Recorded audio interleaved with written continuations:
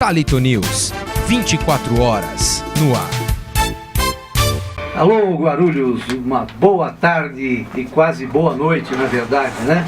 Estamos iniciando o nosso programa Guarulhos de ontem e de hoje, um programa que tem como objetivo contar um pouco da trajetória de vida dos nossos entrevistados e também da história de Guarulhos. Hoje estamos trazendo aqui uma pessoa muito amiga, Dr. Plínio Tomás. Tudo bem, Plínio? Tudo bem, assim, um prazer estar no programa Guarulhos de ontem e de hoje. Muito obrigado, inclusive, por você ter atendido o nosso convite, Plínio. E é uma satisfação e honra estar com você aqui nesta noite. E queremos saber, então, um pouco da sua trajetória de vida. Eu gostaria de primeiro perguntar a você se você é nascido na cidade de Guarulhos. Eu nasci onde era a Padaria Barão, na rua João Gonçalves, número 12. Tinha uma casa ao lado, eu nasci lá, que naquele tempo você nascia de parteira. Então eu nasci lá na Padaria Barão, fui criado dentro da padaria, e eu lembro que uma das maiores alegrias da minha vida foi quando eu aprendi a ler. Eu aprendi a ler, eu já conseguia ler o saco de farinha, o que eram aquelas coisas, toda aquela parafernália que tinha dentro da padaria e a fábrica de biscoito. Que maravilha. Então, pelo que parece, pelo que falam por aí, os proprietários da primeira padaria Barão de Guarulhos foram os seus pais? Meu pai, o Egisto Tomás, foi o fundador da padaria Barão, e nós tínhamos também a fábrica de biscoitos Barão. Que maravilha. Durante o dia a fábrica fazia biscoitos e à noite fazia o pão. A padaria trabalhava praticamente 24 horas por dia. Que coisa boa. Plínio, então fala um pouquinho dos seus pais, das suas origens. O meu pai era filho de italiano. A minha mãe é italiana. Ela morreu há uns 2 anos, dona Eugênia Forli Tomás, né? E nós tivemos muitos problemas durante a guerra. É interessante isso, que a turma não sabe isso, né? Porque durante a Segunda Guerra Mundial, quando houve uma guerra, participou a Alemanha, o Japão e a Itália contra o mundo, né? E a minha mãe, que era italiana, a gente sofria na padaria. Eu chego a lembrar disso, que vinha o prefeito, ele vinha com 2 guardas armados e requisitavam pão, farinha, levavam tudo sem pagar. Não me diga. Era muito comum isso. Havia uma perseguição na época. Havia uma perseguição, e a perseguição era tão interessante que minha mãe, meu pai proibia minha mãe de ensinar italiano para mim. Então minha mãe ensinava italiano e proibia de eu falar. E se eu falasse italiano, eu podia ser preso. Que interessante. Então a gente escutava e não podia falar, repetir italiano. Foi uma vida muito interessante, uma perseguição que foi para os japoneses, para os alemães, foi uma perseguição uma época muito ruim, difícil. né? Muito difícil. Lamentável. Plínio, é o seguinte, em relação ao seu pai, depois da padaria, obviamente, ele foi fazer o quê? Meu pai teve a padaria, depois ele teve o Bar Barão na Rua Dom Pedro, junto com o meu tio Bruno Forley, e depois, mais tarde, a padaria, ele vendeu a padaria. Ele chegou a foi motorista. Motorista. Foi motorista na Receita Federal. Ele foi motorista na Receita Federal. A minha irmã também foi funcionária, o outro meu primo foi funcionário também. Ele foi motorista, e nesse tempo tudo que ele era motorista, que eu entrei em 3 faculdades. Maravilha. Eu entrei na Politécnica, entrei no Mackenzie e entrei na Católica. Aí meu pai, lembra que ele perguntou para mim: que faculdade você quer fazer? Eu falei: eu queria fazer o Mackenzie, que era mais moleza, né? Só que meu pai não tinha dinheiro para pagar. Eu tive que fazer a Poli porque eu não tinha dinheiro. Eu fiz a escola Politécnica da Universidade de São Paulo. Que maravilha. Onde eu sou formado em engenheiro civil, né?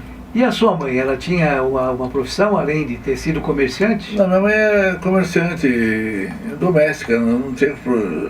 Meus pais só tinham curso primário, né? Não tinham nada de cultura nenhuma, né? Sim. Eles eram pessoas simples, como a maioria das pessoas que eram na época, né?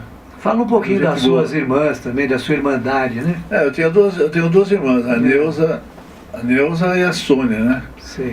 Outro dia eu lembrei da Neuza, que em 25 de agosto de 1954, nós estávamos no sítio do Otávio Braga Mesquita, que era o pai do Hélio Mesquita. Sim.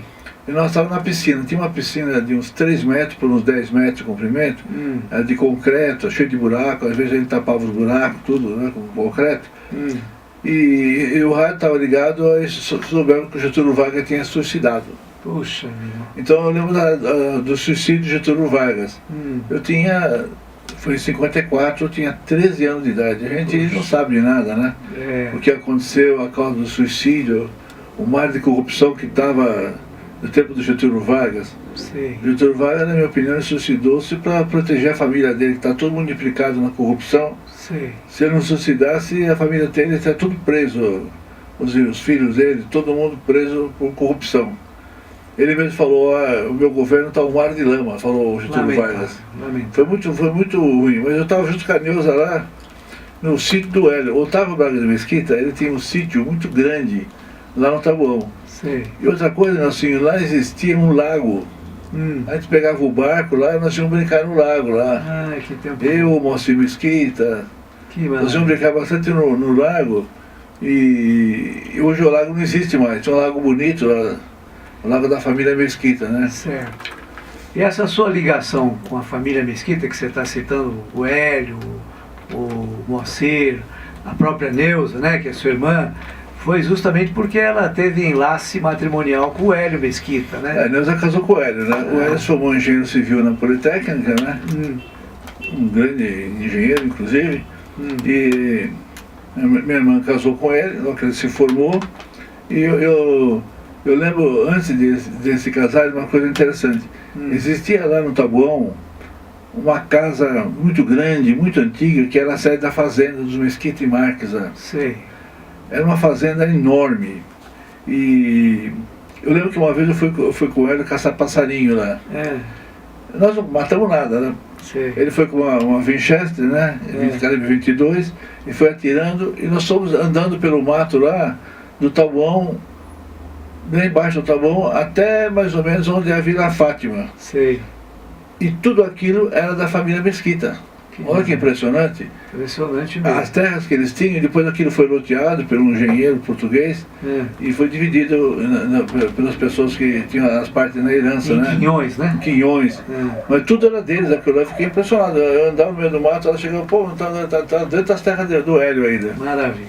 Eu lembro que naquela casa antiga, eu cheguei em festa lá, junina lá. Que coisa mais Festas antigas juninas lá, eu conheci o seu Otávio Braga de Mesquita. Era uma época bastante bucólica, né? O seu Otávio Braga de Mesquita era uma coisa interessante. Quando ele morreu, eu fui com o doutor Hélio Mesquita, nós fomos arrumar os livros dele, estava embaixo no porão lá. Ele tinha um monte de livros. Eu lembro que o meu cunhado falou assim, puxa, eu não pensei que meu pai lia tanto assim. Que interessante. O Otávio Braga de Mesquita era um homem muito inteligente, muito culto. Que bom. Se eu tivesse um curso, uma formação profissional, se visse os livros dele, ele lia muito. É interessante isso, né? Que e ele ia para aquele tempo, para o Taboão, ele ia de charrete. Ele tinha uma charretinha, um cavalo, ele morava na 7 de setembro, perto ali da prefeitura antiga, e ele ia de charrete, era todos os dias, e voltava à noite. É uma coisa muito interessante. O Otávio de Mesquita, ele andava sempre naquela avenida que deram o nome dele, de Otávio Braga de Mesquita. Avenida Otávio Braga. Foi uma justa homenagem. Você falou um pouquinho da sua infância, que vocês iam caçar passarinho. Como é que era? Como é que era a sua infância na cidade de Guarulhos, além dessas aventuras que você fazia lá para a fazenda da família do Hélio? Qual outra atividade que vocês tinham na cidade? A cidade de Guarulhos não tinha nada, né? E, por exemplo, eu cheguei a ver que era tudo rua de terra, em frente à padaria onde o Barão, ali que nós morávamos, ali na rua João Gonçalves, número 12.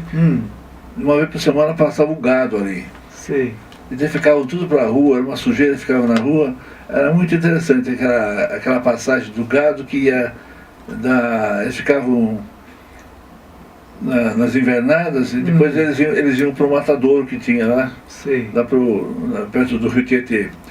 Mas era muito interessante. E aqui embaixo existia um tanque, onde nós estamos aqui pertinho, na Rua Cuevas, existia um tanque grande, que era uma antiga pedreira que tinha.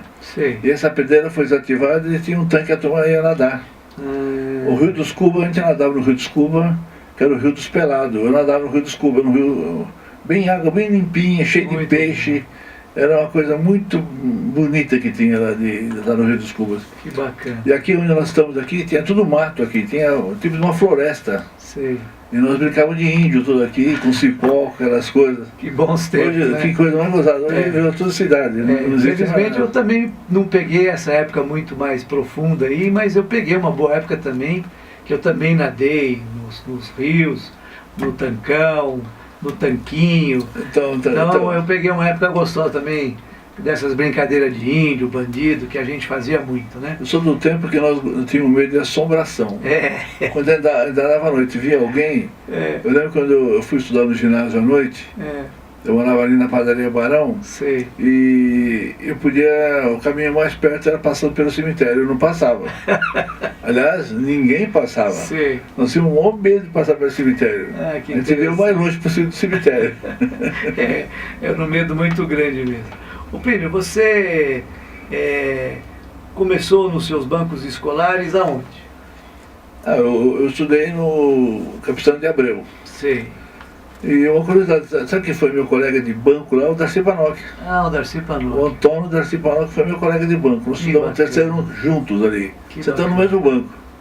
Então eu conheci um monte de gente todo lá. Uma coisa que eu achava interessante, quando eu estava no terceiro ano mesmo, naquele tempo só tinha pessoas aqui de Guarulhos mesmo que estudavam, né? Sim.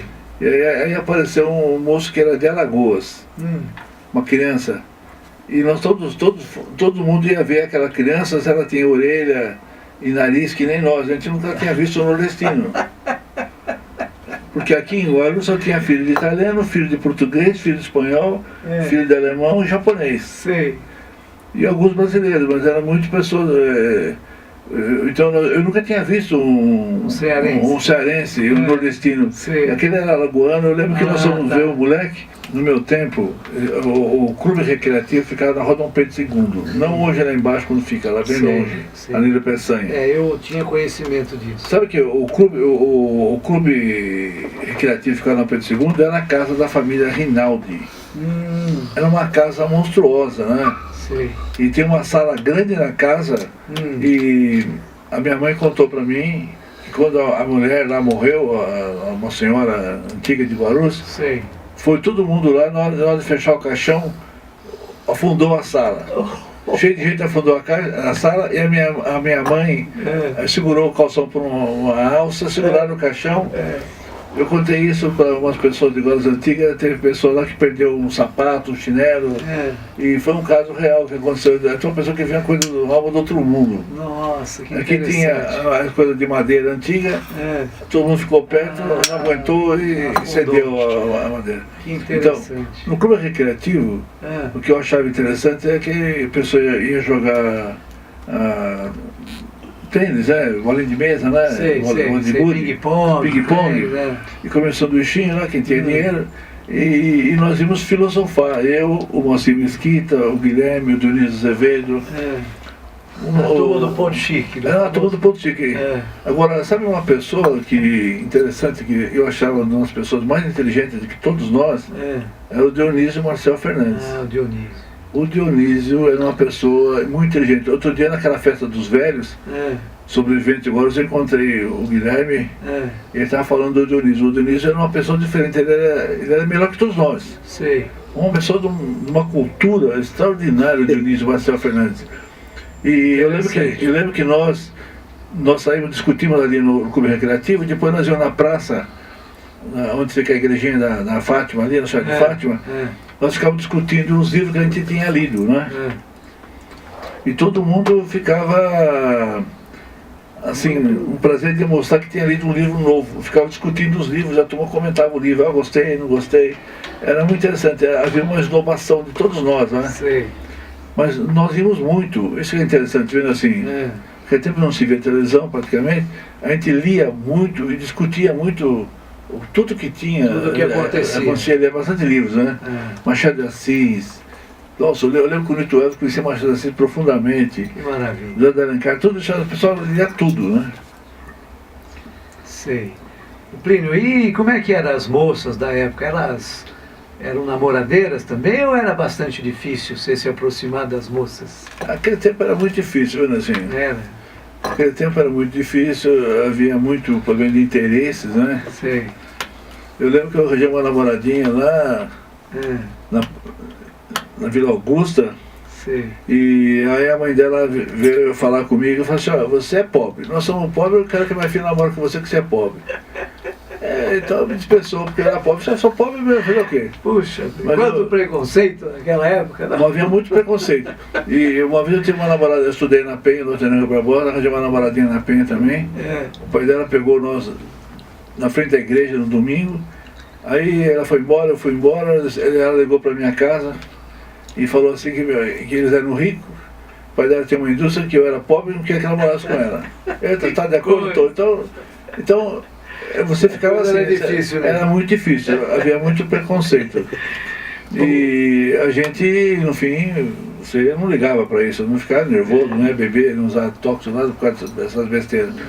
Porque a namorada acaba ajudando o outro. A gente não guardava mágoa, né? Não guardava mágoa nenhuma.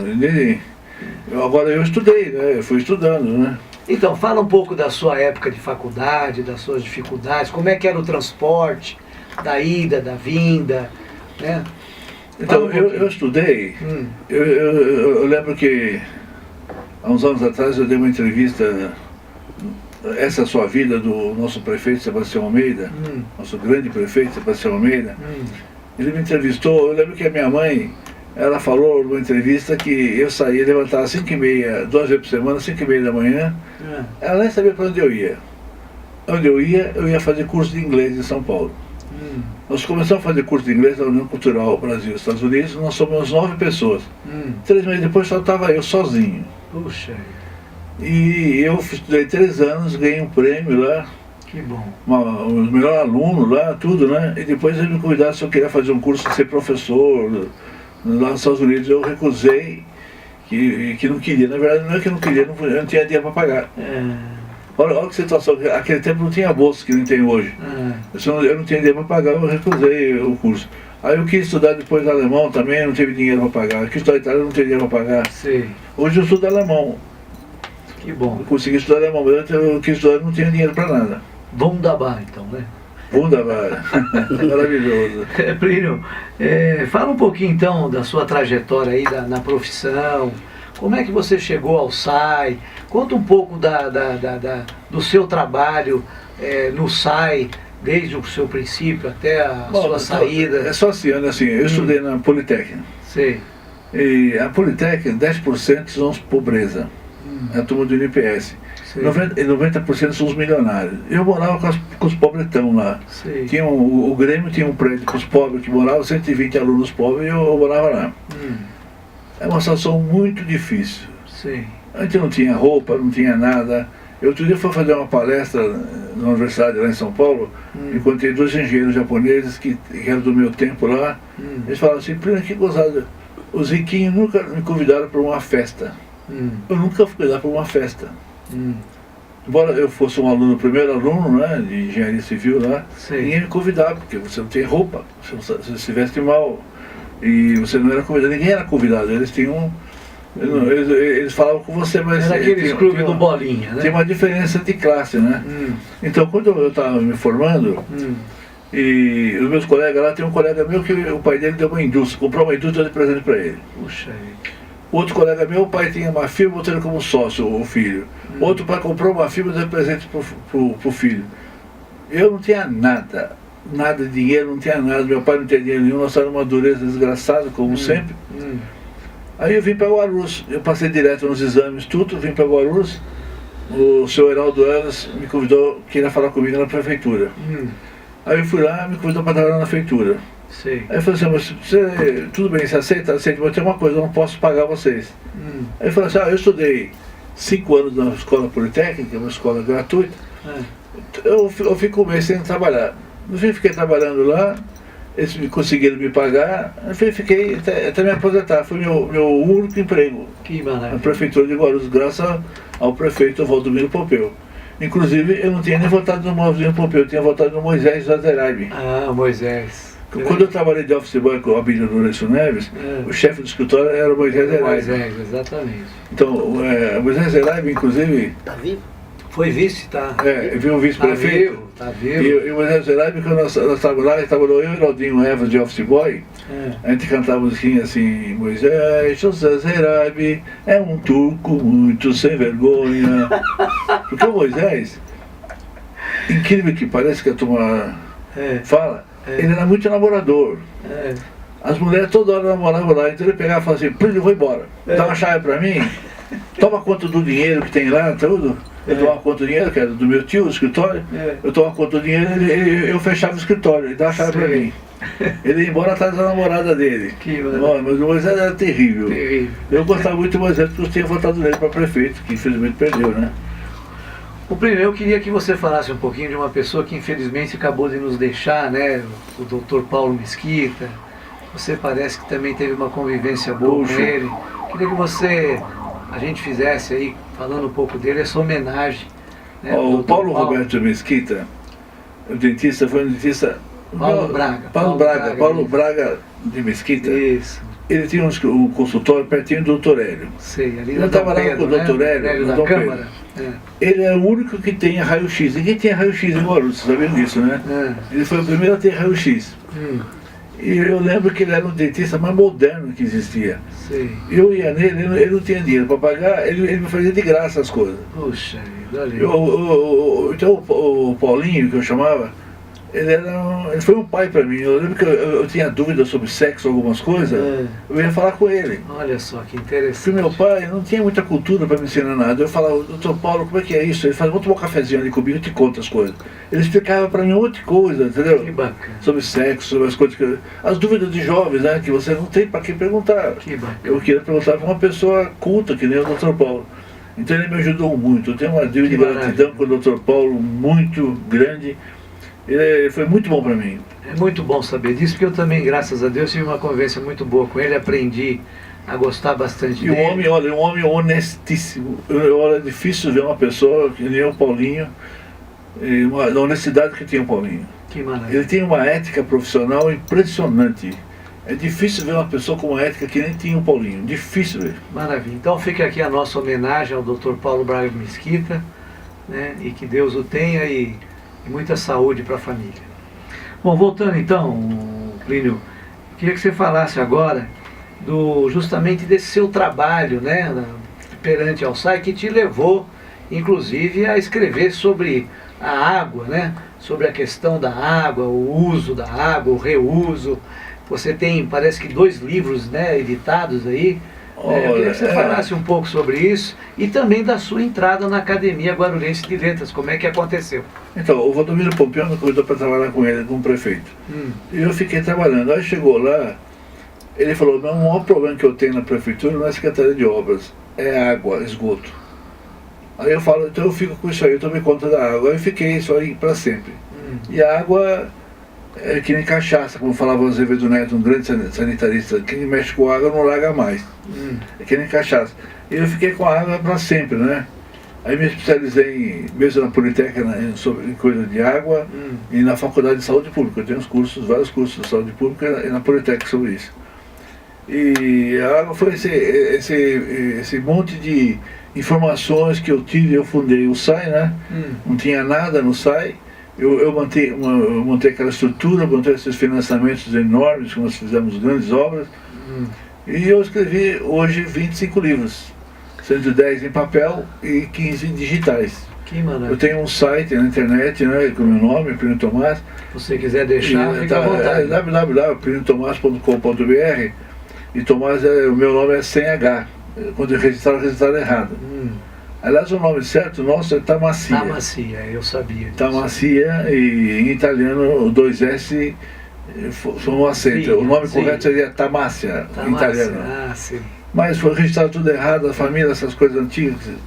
Tomás sem H, a Neuza Tomás com H, a Sônia com H. É toda confusão. Meu pai era Tomás com H e outros são Tamassia. Irmãos Tamassia, eu sou Tomás. Certo. Mas no fim é toda a mesma família, Tomás Tamassia, né? E eu escrevi esses livros aí e eu tive a oportunidade de dar curso para o Brasil inteiro. Eu sei que você também, além de palestra, você foi professor também, né? Eu fui professor. Deu aula em faculdade? Eu dei aula na FATEC, dei aula na UNG, dei aula na FIG, eu dei aula na Universidade de Aveiro, e dei aula em Lisboa, lá no curso em Lisboa. Que maravilha. Uma vez eu fui em Lisboa, num congresso de água, de aproveitamento de água de chuva, e quando eu cheguei lá, eu achei tão interessante, vendo assim, eu falei, se estou fazendo esse congresso aqui, por que você me convidaram? Assim, não. Nós conhecemos o primeiro no mundo sobre questão de água, de chuva, de rainwater, né? Ketchum, né? Rainwater Ketchum é o Dr. Klaus Reinach, que eu conheço da Alemanha. O cara falou, depois tem um tal de Fukuda do Japão. O senhor é a terceira pessoa no mundo. Falou, eu, terceira? É. Esse congresso é homenagem ao senhor. Parabéns. Minha homenagem. Parabéns. Fizeram um congresso em minha homenagem. Foi muito bacana. Minha pessoa de toda, da Portugal, da Espanha, da Madeira, de todo lugar, eu vou falar sobre água. O pessoal da Alemanha que veio lá também, de vários países, né? E foi muito bom isso aí. Filho, eu queria que você me dissesse o seguinte, eu soube, por uma boca pequena aí, que, logicamente, a cidade foi crescendo com bastante dificuldade e você sabe que sem planejamento nenhum, né? Eu ouvi falar que tinha um cidadão que também trabalhou muitos anos, né, no setor de água e esgoto de Guarulhos, e que ele era o computador da época, ele que sabia onde é que estava conta essa... É verdade isso, primo? Histórias antigas nós tínhamos, quando a antena toma conta do serviço de água, nós não tínhamos um mapa onde estava a rede de água. Sim. E tinha gente antiga que sabia onde estava a água, era chamado o Homem da Água. O Homem da Água. Aí eu peguei um mapa, eu comecei a falar, chegar uma pessoa assim, onde é que tem rede de água? Aqui, ia marcando em vermelho. Eu para saber onde tinha a rede de água. Sim. E depois eu queria saber onde estavam os registros, as válvulas, né, para poder abrir e fechar. Não tinha nada disso. Depois que nós mandamos isso aí, fazer cadastro de tudo isso. Sim. Então nós e você lembra o nome dessa pessoa que era? Desse aí era o Felício Bachelli. Ah, Felício Bachelli. Felício Bachelli. Ele era o homem da água nosso.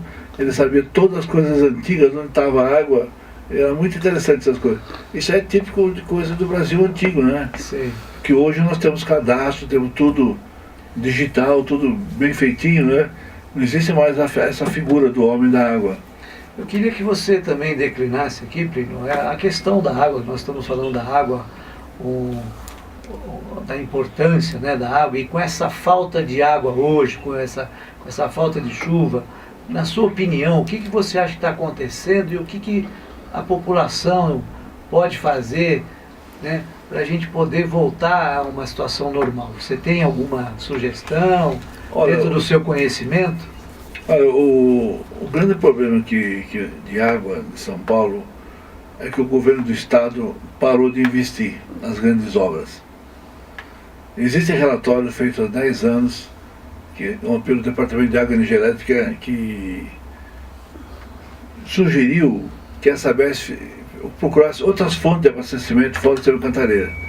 Mas o interessante é que não houve essa procura. Então nós estamos com um problema de água. Essa seca que nós temos aqui é uma seca que se repetiu, ela é de 1953. Em 1952 a 1956, houve uma seca muito grande. Olha o período que eu estou falando, 52 a 56. O pico dela foi em 53. Sim. Essa seca, eu tinha 13 anos, 12 ou 13 anos quando houve essa seca. Por que essa seca não teve o impacto que teve hoje?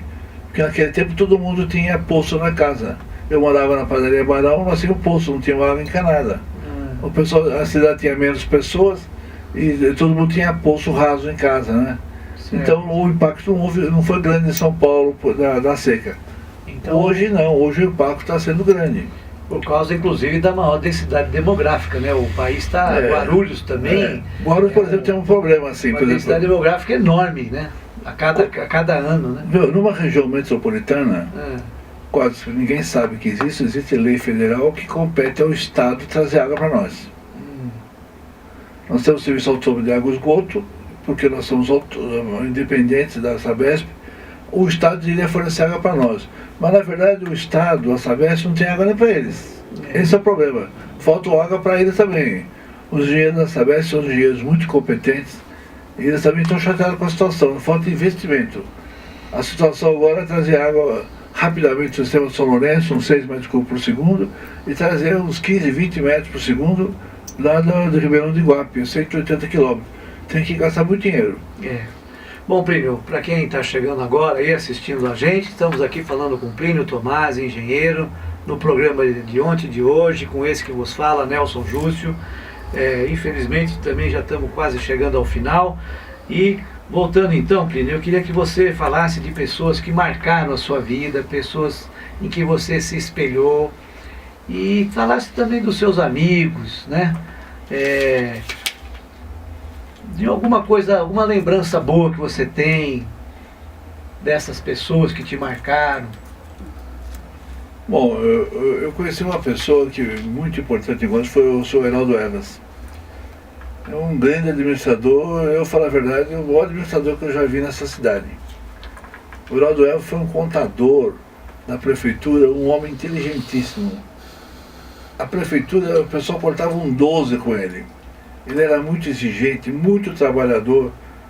E todo mundo que trabalhou com ele foram pessoas importantes na cidade, né? Na contabilidade, na Secretaria da Fazenda. Então foi um homem que me marcou, né? Eu lembro que um dia eu falei, senhor Heraldo Evas, quando é que um dia eu vou ser igual que o senhor? Ele falou assim, o dia que o senhor aprender a dizer não. Eu nunca esqueço isso aí. Era um homem super inteligente, um homem culto.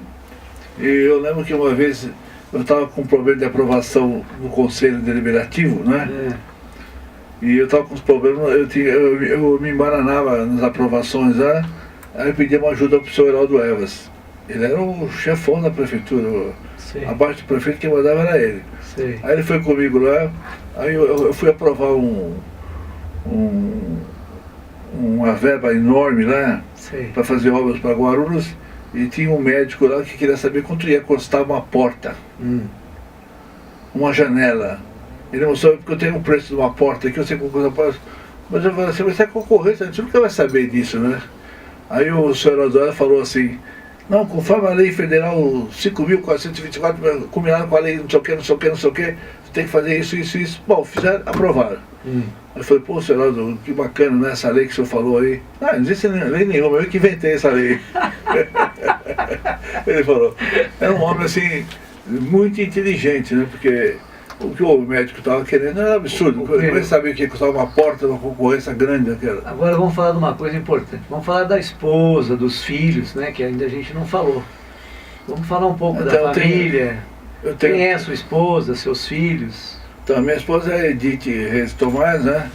Eu conheci no Clube Alemão. Eu ia sempre no Clube Alemão, conheci a Edith. E eu tive 3 filhos com ela. O Plínio, a Luciana e a Fabiana, né? Todos são formados, graças a Deus. Eu tenho os 2 deles moram em São Paulo, trabalham lá em São Paulo, e eu tenho uma que mora aqui em Guarulhos, a Fabiana. São filhos ótimos, excelentes, né? Nós somos todos batistas, sabe saber? Nós éramos católicos, mas meus filhos resolveram procurar uma religião. Eu nunca esqueço, meu filho estava namorando com uma médica, e eles procuraram várias religiões, né? E acharam a melhor de todas a batista. Aí eles foram batistas, no fim eles levou todo nós para ser batista. E ele viu que éramos todos batistas. Nós éramos católicos, mas aquele católico fajuto, né? Que nem todo mundo é aqui em Guarulhos. Mas hoje nós somos batistas, a gente vai aos cultos aos domingos, essas coisas. Maravilha. A religião tem importância bastante para vocês, então? A religião tem importância, eu acho que a religião é importante para o homem, né? Na verdade, se você ler Carl Gustav Jung, que é um psicanalista lá, suíço, ele fala o seguinte, que o homem numa cidade, a cidade despreza o homem despreza a cidade. Então você tem que vincular alguma coisa, a um futebol, um time de futebol, a uma igreja, alguma coisa para você não ficar sozinho, senão você entra em parafuso. Então ele fala, o Jung fala isso, é interessante, o Carl Gustav Jung. Plínio, vamos fazer um ping-pong com você agora para terminar? Meio assim de improviso. Um hobby. Ler. Eu gosto de ler muito. Maravilha. Uma peça de teatro. Teatro eu gosto. Fantasma da Ópera. Maravilha. Um filme de cinema. Sei lá, Você é o Gladiador, um grande filme. Uma bebida. Café. Eu gosto muito de café. Café é bom. Podia tomar com o Domínio Pompeu, muito café. Opa, perdão. Rapaz, eu tô meio ruim de improviso no ping-pong. Uma música.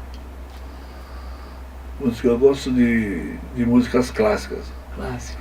Eu sempre Tem ouço algum música compositor preferido? eu gosto de Vivaldi, de Beethoven, Mozart. Maravilha. Tudo. Música popular brasileira, alguma que te comove? Gosto daquelas músicas da Carmen Miranda, antiga. Aquelas músicas da Carmen Miranda antigas são muito bonitas. Eu acho muito bom aquela época. O que a Carmen Miranda fez para o nosso país foi muito interessante. Realmente foi uma história muito bonita. Um livro que eu gosto bastante. Olha, eu tenho um monte de livros. Eu tenho um livro bom que eu acho é a Bíblia. A Bíblia é um livro básico daqui a gente. Maravilha.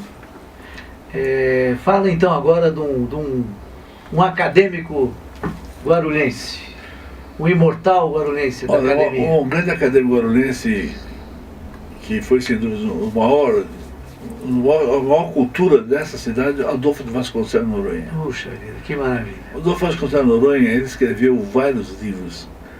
E eu li os livros dele, um homem genial. O interessante de Adolfo Vasconcelos Noronha, quando eu fui no enterro dele, que ele foi cremado depois, eu fui no velório lá na FIG, tinha umas 50 pessoas. Eu fiquei decepcionado, eu achei que Guarulhos devia... Porque ele que fez a FIG, um homem extraordinário, né? Uma pessoa de uma cultura que eu nunca vi. Acho que o Guarulhos não teve uma cultura que nem o Adolfo Vasconcelos Noronha. Realmente, ele é um homem que deixou um grande legado, né? Foi o fundador da Faculdade de Direito, onde eu fiz Direito, né? Também conheci muito a família, ia em bailinhos na casa dele, que eu fui muito amigo e contemporâneo. Ele morava pertinho daqui, morava aqui agora, na Presidente Prudente, esquina com a Diogo de Faria. Eu fui contemporâneo dos filhos dele. Realmente uma pessoa que eu li algumas coisas dele também, era um poeta. E mais uma particularidade, ele nasceu na cidade de Olímpia, da onde eu fui buscar a minha esposa. Olha. Minha esposa é de Olímpia. O Noronha sabe que aos domingos ele ia na casa do meu pai. Meu pai morava aqui pertinho, na Diogo de Faria, aqui, em 72. Ele vinha em casa lá tocar, ia tocar piano. E tomar caipirinha com meu pai. Que bacana. E ele falava assim, puxa, o teu pai, que meu pai tocava violão, sem música, ele tocava piano. Meu pai tocava piano e tocava violão. Era de ouvido. Então, aí o Noronha também tocava piano. Aí depois que eu fiquei sabendo que o Noronha também tocava piano de ouvido. Que bacana. Mas ele ficava, como é que meu pai tocava? A música que meu pai queria, ele conseguia tocar. Eu não tocava. Poxa, eu não sabia dessa qualidade do seu pai, não, do Egisto. Nossa. Sabia que ele era bom pescador, que ele gostava de pescar, não é verdade? Eu gostava de pescar e beber. Mas ele tocava piano e tocava violão, ele tocava tudo. Um dia ele tocava bandolim. Ah, que legal. Ele tinha facilidade com o instrumento, ele era muito inteligente, mas eu, filho dele, não toco nada. Não toca nada. Nem eu, nem a Deus, nem a Sônia. Mas está tocando a vida muito bem, né? Tocar a vida, isso sim. Graças a Deus. Plínio, olha, foi uma satisfação enorme estar aqui deixa com você. Deixa eu só falar uma coisa. Hoje, graças ao nosso prefeito, ao Sebastião Almeida, eu sou o diretor-presidente da agência reguladora. Eu esqueci de falar. Agência reguladora de saneamento básico. Saneamento básico é o quê? O prefeito fez uma agência para fiscalizar e regular tudo que é de água, de esgoto, resíduos sólidos, né, que é o lixo, limpeza pública e manejo de águas pluviais. Que maravilha. O Almeida foi bastante inteligente está à frente, nisso. Então, dessa secretaria. Graças ao nosso prefeito Sebastião Almeida, no qual eu admiro bem. Desejo sucesso para você e que realmente as coisas melhorem para a nossa cidade, né? Olha, a nossa cidade está indo muito bem, eu acho, viu? Maravilha. Plínio, então eu quero te agradecer, no adiantar da hora aqui, a sua presença, você ter aceitado nosso convite. Foi uma grande satisfação ter você com a gente. E agradecer ao nosso público e dizer que estaremos de volta na próxima terça-feira com mais uma ilustre personagem de Guarulhos. Muito obrigado. Thalito News, 24 horas no ar.